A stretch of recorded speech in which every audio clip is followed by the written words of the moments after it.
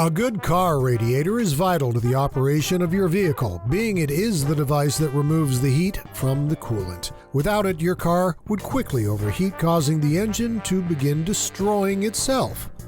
Older metal radiators, when well maintained, can last for the life of the car, but many modern radiators are mostly made from plastic, which expands and contracts as the radiator heats and cools, making it last around 8 to 10 years. It's very important to make sure the radiator always contains the proper level of coolant. If the level of coolant is frequently too low, it could mean there is a leak.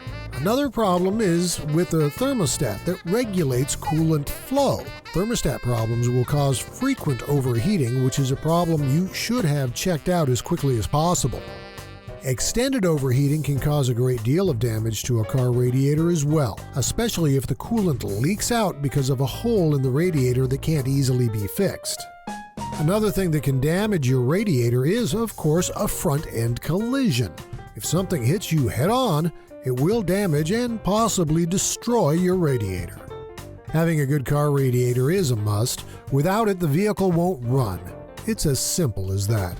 Let us help you keep your radiator working in tip-top condition. Klahanie Chevron Service Center.